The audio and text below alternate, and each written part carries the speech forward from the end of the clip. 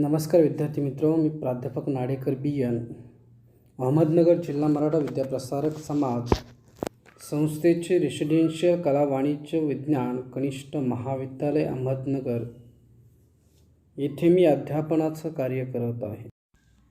विद्यार्थी मित्रो, भाग क्रमांक 1 मध्ये आपण परिमळ या पाठाचा पूर्वार्ध आपण पाहिलेला आहे. त्याचबरोबर त्यावर आधारित काही कृतींचा देखील विद्यार्थी मित्रो आपण अभ्यास केलेला आहे. त्याचबरोबर भाग 2 मध्ये परिमळ या पाठाचा उत्तरार्धाचा सविस्तरपणे विद्यार्थी मित्रांनो आपण आज या ठिकाणी अभ्यास करणार आहोत. बहिणाबाई यांनी तर शाळेचे कधी तोंड पाहिले नाही. त्यांना लिहिता येत नव्हते आणि वाचता येत नव्हते. गावातील मंदिरे ह्याच माझ्या शाळा असे त्या म्हणत. रोजचे घरातल्या शेतामधले काम करता करता त्यांनी गाणी रचली आणि त्यातली थोडीशी कुणीतरी टिपून ठेवली. पुष्कळशी त्यांच्याबरोबरच गेली. अशी ही एक अपढीक आणि कष्टाळू गृहिणी जात्यावर दळता दळता किंवा चूल फुंकता फुंकता माये भीमाई माऊली जशी आंब्याची सावली किंवा माझ्या माहेराची वाट माले वाटे मखमल असले जिवंत काव्य श्वास टाकावा इतक्या सहजपणे कशी करू शकते. कुणी म्हणेल आपल्या बायकांच्या जुन्या गाण्यात असले काव्य वाटेल तितके आढळून येते, पण तसे नाही. बहिणाबाईंच्या प्रतिभेची जात फार निराळी आहे. धरत्रीच्या कुशीत झोपलेले बियाणे कसे प्रकट होते ह्याचे त्यांनी केलेले वर्णन वाचा. ऊन वाऱ्याशी खेळता एका एका कोंबातून परगटले दोन पान जसे हात जोडी सण. असली कल्पनेची भरारी कोणत्या जुन्या संगीतात आढळून येईल. हे मनोहर चित्र जिची प्रतिभा पाहू शकते किंवा ऐन तारुण्यात सौभाग्य गमावले असताना लपे करमाची रेखा माझ्या कुंकवाच्या खाली पुशी सणी गेलं कुकू रेखा उघडी पडली. वैधव्याचे असे हृदय भेदक करून काव्य जिच्या मुखातून प्रकट होते तिचे कवित्व सामान्य आहे असे कोण म्हणेल. सकाळी उठून बहिणाबाई घरोट्यावर म्हणजेच जात्यावर बसून दळू लागल्या की जात्यातून तिकडे पीठ पडू लागायचे आणि इकडे ह्यांच्या ओठातून काव्य सांडू लागायचे. अरे घरोटा घरोटा तुझ्यातून पडे पिठी तसं तसं माझं गाणं पोटातून येई ओठी. हे त्यांचे वर्णनच मुळी त्यांनी स्वतः करून ठेवले आहे. स्वयंपाकघरात जाऊन त्या चूल पेटवायला बसल्या आणि चूल पेटेनाशी झाली आणि तिच्यातून नुसताच धूर बाहेर पडू लागला म्हणजे त्या काव्यामध्येच संतापून चुल्याला म्हणत पेट पेट धुक्या येला किती घेसी माझा जीव अरे इस्तवाच्या धन्या कसं आलं तुले हिव. पुढे चूल पेटली तवा तापला आणि भाकरी टाकताना हाताला चटके बसू लागले म्हणजे संसाराची रहस्ये काव्यरूपाने त्यांच्या मुखावाटे प्रकट होत. अरे संसार संसार जसा तवा चुल्यावर आधी हाताले चटके तवा मियते भाकर. तानक्या सोपानाला हऱ्यात निजवून आणि तो हरा डोक्यावर घेऊन बहिणाबाई शेतात निघाल्या की काव्य आपले निघालेच त्यांच्याबरोबर. वाटेत तांबड्या फळांनी लकडलेले हिरवे वडाचे झाड दिसले की लागले ते त्यांच्या ओठावर नाचायला. हिरवे हिरवे पानं लाल फये जशी चोच आलं वडाच्या झाडाले जसं पीक पोपटाचं. प्रकट वाचन केलेल्या उतार्यातील काही वाक्प्रचार, कठीण शब्द, काही संकल्पना विद्यार्थी मित्रांना आपण या ठिकाणी पाहूया. टिपून ठेवणे या वाक्प्रचाराचा अर्थ आहे नोंद करून ठेवणे. अपढीक या शब्दाचा अर्थ आहे न शिकलेले. मखमल या शब्दाचा अर्थ आहे स्पर्शने मऊ असलेले. परगटणे या शब्दाचा अर्थ आहे प्रकट होणे. जोडीसन या शब्दाचा अर्थ आहे जोडून. सौभाग्य या शब्दाचा अर्थ आहे पती. हृदयभेदक या शब्दाचा अर्थ आहे मनाचा ठाव घेणारे. कर्म म्हणजे कर्म. वैधव्य म्हणजे विधवापण. धुकयेला म्हणजे धुरटणाऱ्या, धूर. इस्तव म्हणजे विस्तव किंवा अग्नी. ताणक्या म्हणजे तान्हुल्या लहानग्या. मियेते म्हणजे मिळते. फय म्हणजे फळ. विद्यार्थी मित्र, प्रकट वाचन केलेल्या उताऱ्याचं थोडक्यात स्पष्टीकरण आपण या ठिकाणी पाहणार आहोत. बहिणाबाईची प्रतिभा वेगळीच. त्यात धरतीच्या कुशीत झोपलेले बियाणे कसे प्रकट होते याचं वर्णन करताना बहिणाबाई चौधरी म्हणतात, ऊन वाऱ्याशी खेळता एका एका कोंबातून परगटले दोन पान जसे हात जोडीसन. या कवितेच्या ओळीतून धरणी मातेच्या कुशीत शांतपणे झोपलेले बी बियाणे कसे प्रकट होते याचे सूक्ष्म अशा प्रकारचं वर्णन बहिणाबाई चौधरी यांनी केले. जेव्हा मातीत पहुडलेले बीज धरणीची ऊब आणि पावसाचे पाणी यांच्या सहवासात येते तेव्हा हलक्याशा कोंबांतून ते हलकेच बाहेर डोकावते, ऊन वाऱ्याशी खेळू लागते. अशा प्रत्येक कोंबातून हळूहळू दोन पाने प्रकट होतात. जणू कोणी नम्रपणे हात जोडून या विश्वाला प्रणाम करत असावं. वरील वळी या झाडांची नवनिर्मिती अगदी चपखल दर्शवतात. यातून बहिणाबाईची शेतीप्रतीची, निसर्गाप्रतीची निरीक्षण शक्ती व त्याची प्रतिभेच्या बळावर केलेली अभिव्यक्ती विशेष आनंद देऊन जाते. आईनं तारुण्यात पोचवलेले वैधव्य व सहन केलेले दुःख या ओळीतून व्यक्त करताना विद्यार्थी मित्रांनो बहिणाबाई चौधरी दिसतात. पतीच्या निधनाने कोणतीही पत्नी उद्ध्वस्त होऊन जाते. कपाळावरील भाग्यरेषा जणू उघडी पडते. म्हणजेच तिचे कपाळावरील कुंकू पुसल्याने ती अगदी उघड्यावर पडते. तिच्या नशिबावर सगळीकडून घाला आल्याचे त्यांच्या या कवितेतून लक्षात येताना विद्यार्थी मित्रांनो दिसते. वैधव्याचे दुःख, त्यामुळे संपूर्ण आयुष्याची झालेली वाताहत, अनेक संकटांनी खुले झालेले दार, या साऱ्यांचे दुःख प्रस्तुत हृदयभेदक काव्यातून त्या व्यक्त करताना विद्यार्थी मित्रांनो आपल्याला दिसतात.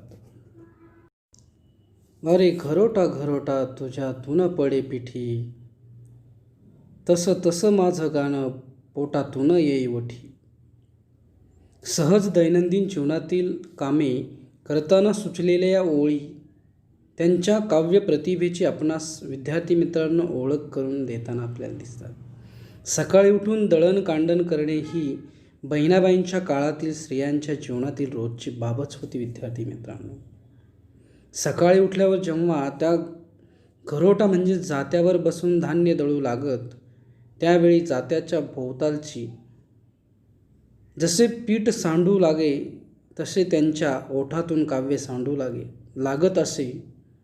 ज्याप्रमाणे हे घरोट्या तुझ्या आतून धान्य पूर्णपणे रगडून पिठीच्या रूपात ते बाहेर पडत आहे, तसं माझं काव्य माझ्या अंतरंगातून बाहेर पडत आहे, असे बहिणाबाई या ठिकाणी आपले अनुभव व्यक्त करताना म्हणतात.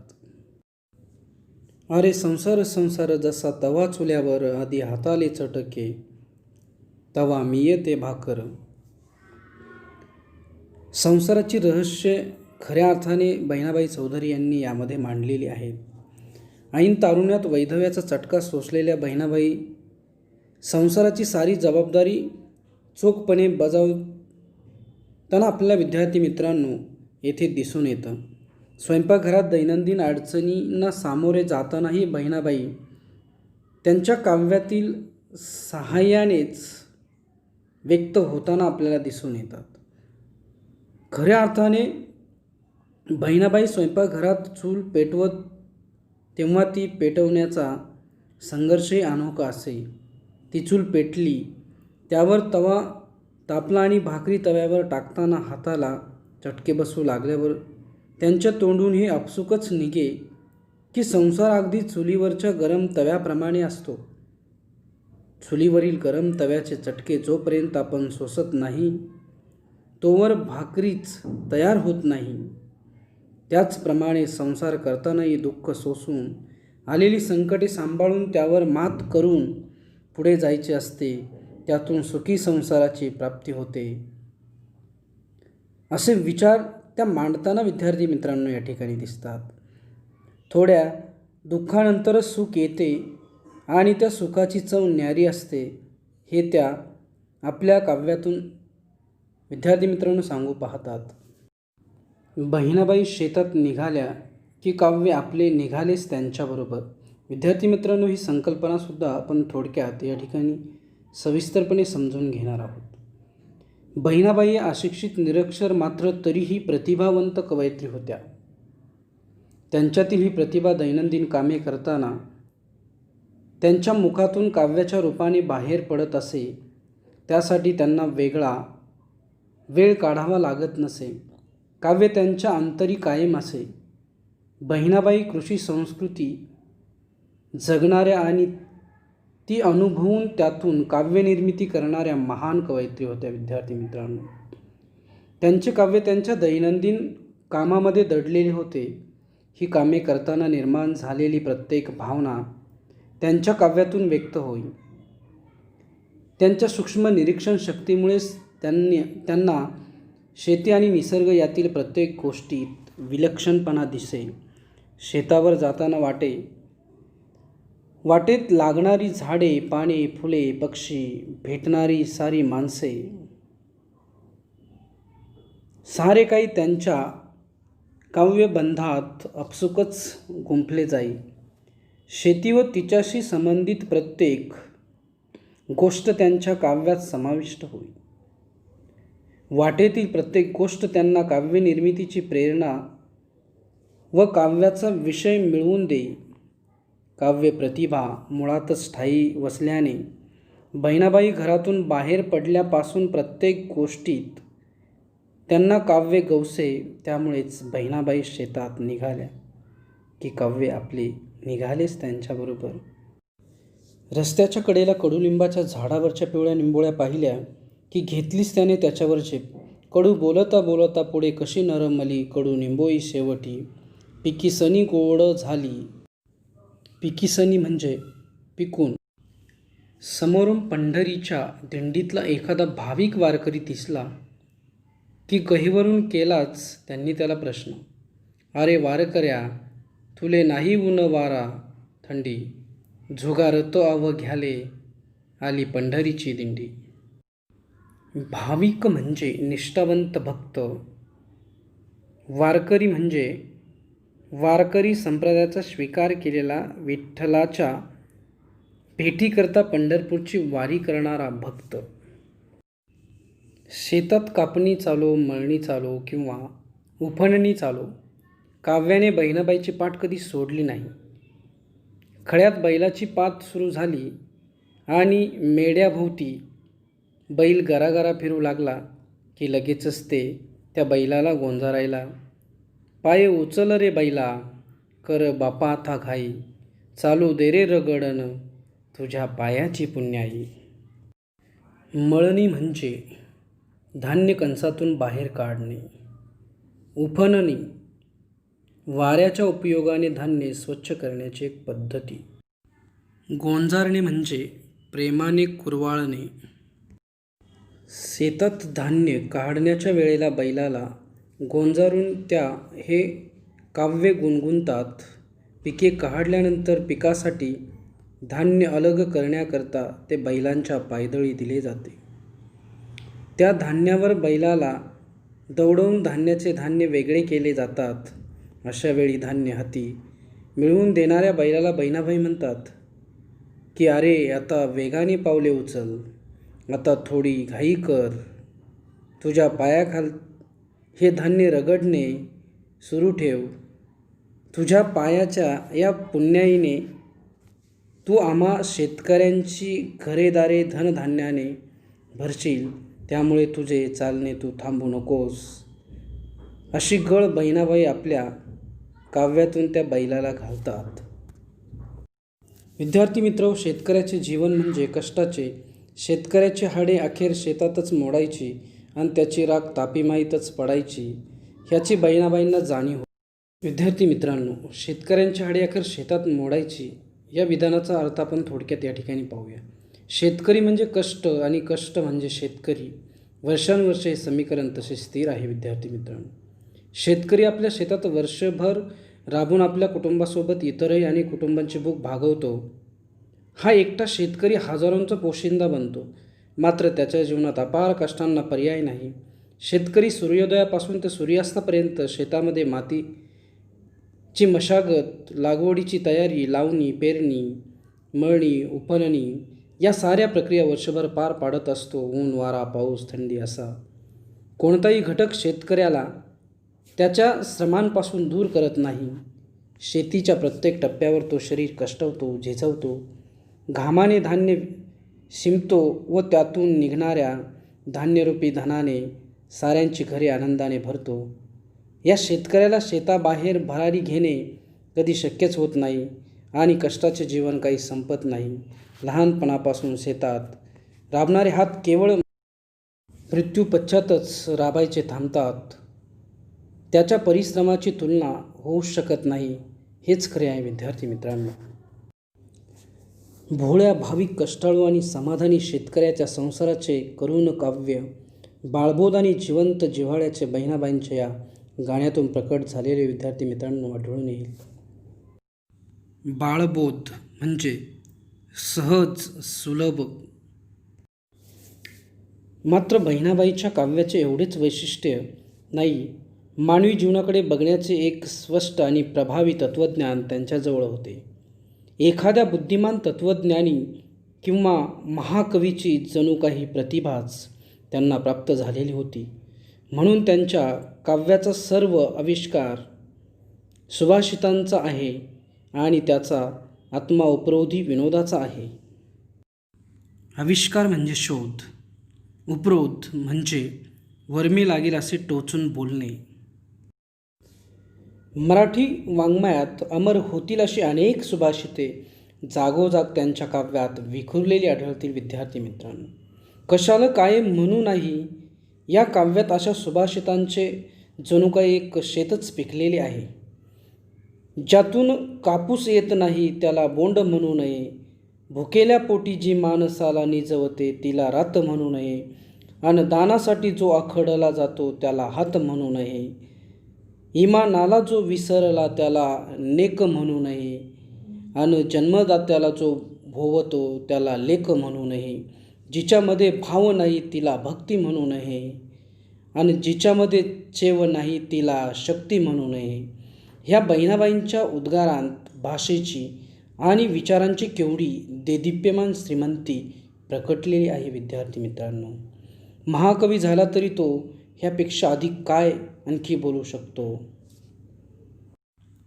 बोंड म्हणजे कापसाची कळी, निजवते म्हणजे झोपवते, नेक म्हणजे योग्य, चांगला, चेव म्हणजे राग, देदीप्यमान म्हणजे विलक्षण, अद्भुत. मन पाखरू पाखरू त्याची काय सांगू मात, आता होतं भुईवर गेलं गेलं आभायात. हा भाषेचा आणि विचारांचा हृदयगम मासला कुठे आढळून येईल काय. हृदयगम म्हणजे मनाला सुखवणारे, मासला म्हणजे उदाहरण.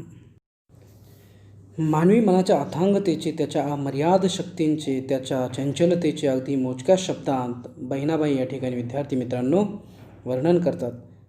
मानवी मन हे जणू काही पाखरूच आहे, त्याच्याबद्दल मी आणखी काय बोलू शकते.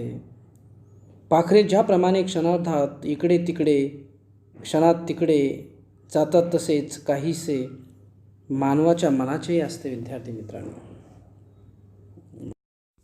मानवी जीवनाचे रहस्य शुद्ध प्रेम आहे, स्वार्थ नाही. नको लागू जीवा सदा मतलबा पाठी, हिरीताचं देणं घेणं नाही पोटासाठी. मतलब साधणे या वाक्प्रचाराचा अर्थ आहे स्वार्थ साधणे. हिरीत म्हणजे हृदय. नको लागू जीवा सदा मतलबा पाठी, हिरीताचं देणं घेणं नाही पोटासाठी. विद्यार्थी मित्रांनो, या काव्याचे थोडक्यात स्पष्टीकरण आपण या ठिकाणी पाहूया. मानवाच्या जीवनाचे रहस्य हे स्वार्थीपणा नसून शुद्ध प्रेम आहे, असं खऱ्या अर्थाने बहिणाबाईंनी या ठिकाणी सांगितलेलं आहे. बहिणाबाई म्हणतात की पोटासाठी कितीही अन्न भरले तरी ते रिकामे होणारच, त्यामुळे त्याचा काही अर्थ उरत नाही. शरीराचे देखील तसेच काहीसे आहे. शरीर कधी ना कधी मृत्यूच्या पाशात अडकून नष्ट होणारच आहे. माणूस या दोन गोष्टींमागे पळताना साऱ्यांपासून दुरावला जातो. मात्र या नष्ट होणाऱ्या गोष्टींमागे धावून माणूस आपल्या माणसांपासून, माणुसकीपासून दूर निघून जातो. पण तो हे सत्य विसरतो की आयुष्याची प्राणज्योत मावळल्यानंतरही टिकून राहते ते हृदयाचं देणं घेणं. त्यामुळे स्वार्थाचा विचार न करता माणसांतील नातेसंबंध जोपासा, प्रेमाचे आदानप्रदान करा. त्यातूनही नवी नाती जोडली जातील व हे भावबंध चिरकाळ टिकून राहतील. विद्यार्थी मित्रांनो,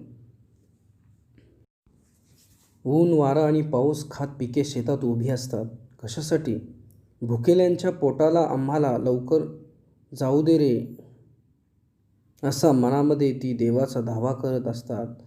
माणसाचे खोटे नाटे व्यवहार बघून तर बोरीभावळींच्या अंगावर काटे आले तरी देखील माणसांवर उपकार करण्यासाठी त्यांच्या शेताभोवती आपल्या शरीराची त्या कुंपणे करतात. पोट कितीही भरले तरी ते शेवटी रिकामेच होणार आणि शरीर तर कधी तरी निघूनच जाणार. मागे जे काही शिल्लक राहणार ते फक्त हृदयाचे देणे घेणे, दुसरे काही नाही. शुद्ध आणि निस्वार्थी प्रेमाचे यापेक्षा अधिक हृदयगम स्रोत कोण लिहू शकेल? बहिणाबाईंना सर्वात कशाची जास्त चीड असेल तर ती माणसाच्या स्वार्थातून निर्माण झालेल्या त्याच्या कृतज्ञपणाची. त्या माणसाला संतापून म्हणतात, माणसा तुला नियती नाही रे, तुझ्यापेक्षा ते गोठ्यातले जनावरे बरे. गाय म्हैस चारा खाऊन दूध तरी देतात, तुझे एकदा पोट भरले की तू उपकार साप विसरून जातोस. कुत्रा आपले शेपूट इमानीपणाच्या भावनेने हलवतो, तर माणसा तू आपली मान मतलब साधण्यासाठी डोलावतोस केवळ लोभामुळे. तू माणूस असूनही काणूस म्हणजे पशु झाला आहेस. एवढे सांगून झाल्यावर बहिणाबाईंनी माणसाला तळमळून विचारले आहे. चीड येणे या वाक्प्रचाराचा अर्थ आहे राग येणे. काणूस होणे या वाक्प्रचाराचा अर्थ आहे पशुवत होणे. माणसा माणसा कधी होशील माणूस, मानवतेलाच जणू काही त्यांनी हे व्याकुळ हृदयाने आवाहन केलेले आहे. आवाहन करणे या वाक्प्रचाराचा अर्थ आहे उद्युक्त करणे. स्वार्थाचा वणवा सर्व जगभरात पसरलेला आहे. माणसे पशु होऊन एकमेकांशी झगडत आहेत. मानवता आज रक्तबंबाळ झाली आहे. म्हणूनच माणसा माणसा कधी होशील माणूस हीच आर्त हाक मानवतेच्या कल्याणासाठी तळमळणाऱ्या संत महात्म्यांच्या कारुणिक अंतःकरणातून उंच बळते आहे. माणसाने माणूस कसे व्हायचे हीच प्रचंड समस्या मानवजातीपुढे आज उभी आहे. या समस्येचा साक्षात्कार बहिणाबाईंसारख्या खानदेशातील एका अशिक्षित शेतकरी महिलेला व्हावा, हा तिच्या प्रतिभा सामर्थ्याचा केवढा पडताळाच आहे. विद्यार्थी मित्र, अर्थ या शब्दाचा अर्थ आहे कारुण्यपूर्ण. उंचबळून येणे या वाक्प्रचाराचा अर्थ आहे उत्स्फूर्तपणे बाहेर येणे. साक्षात्कार होणे या वाक्प्रचाराचा अर्थ आहे सत्याची जाणीव, प्रचिती होणे. बहिणाबाईंची चुलत सासू भिवराई ही मोठी विनोदी होती. ती अनेकांच्या नकला करून लोकांना हसवी. तिचे वर्णन करता करता बहिणाबाईने विनोदाचा एक मोठा सिद्धांतच सांगून ठेवला आहे. नक्कल करणे या वाक्प्रचाराचा अर्थ आहे विद्यार्थी मित्रांनो अनुकरण करणे. नाव ठेये अवघ्याल करे सर्व्याची नकल, हसवता हसवता शिकवते रे अक्कल. माणसांना हसवून शहाणे करायचे हाच विनोदाचा प्रधान हेतू आहे. विद्यार्थी मित्र, बहिणाबाईंच्या विनोदात नुसता उपरोध नाही, उपरोधक बोलणे या वाक्प्रचाराचा अर्थ आहे वर्मी लागेल असे टोचून बोलणे. त्यात सहानुभूतीचा आणि कारुण्याचा ओलावा ओथंबलेला आहे. रचनेच्या आणि भाषेच्या दृष्टीने बहिणाबाईचे काव्य अत्यंत आधुनिक आहे. प्रत्येक काव्यामध्ये एक संपूर्ण घटना किंवा विचार आहे. त्याचा प्रारंभ आणि अखेर परिणामांच्या दृष्टीने नाट्यात्मक व्हावा ह्याबद्दल त्यांचा कटाक्ष आहे. कटाक्ष टाकणे या वाक्प्रचाराचा अर्थ आहे दृष्टिक्षेप टाकणे किंवा नजर टाकणे. शब्दांचा आणि विचारांचा फार विस्तार न करता थोडक्यामध्ये एखादी भावना जास्तीत जास्त प्रभावाने कशी व्यक्त करता येईल ह्याकडे त्यांनी विशेष लक्ष दिलेले आहे. त्या दृष्टीने मराठी भाषेवरचे त्यांचे प्रभुत्व केवळ अद्भुतच म्हटले पाहिजे. विद्यार्थी मित्रांनो, रसाच्या आणि ध्वनीच्या दृष्टीने कुठेही ओढाताण किंवा विरस न होईल अशा कौशल्याने त्यांनी सोपे आणि सुंदर शब्द वापरले आहेत. त्यांच्या खानदेशी वऱ्हाडी भाषेने तर त्यांच्या काव्याची लज्जत अधिकच वाढवली आहे असे माझे मत आहे. विद्यार्थी मित्रांनो, लज्जत म्हणजे कोडी. अशी कशी वेडी ग माये ह्यापेक्षा अशी कशी येळी ग माये, किंवा पाणी लौकिकाचं नितळ त्याला अमृताची गोडी ह्यापेक्षा पाणी लौकिकाचं नितय त्याले अमृताची गोडी ह्या भाषेत अधिक लाडकेपणा वाटतो. एखादे गोजीरवाणे बालक बोबड्या भाषेत बोलताना आपल्याला जसं आनंद होतो तसे बहिणाबाईचे काव्य वाचताना मनाला आणि कानाला वाटते. मराठी मनाला मोहिनी घालील आणि स्तिमित करून टाकील असा भाषेचा, विचारांचा आणि कल्पनेचा विलक्षण गोडवा त्यांच्या काव्यात शिगोशिग ओथंबलेला आहे. मोहिनी घालणे या वाक्प्रचाराचा अर्थ आहे भुरळ घालणे. तसेच स्तिमित करणे या वाक्प्रचाराचा अर्थ आहे खिळवून ठेवणे किंवा गुंतवून ठेवणे.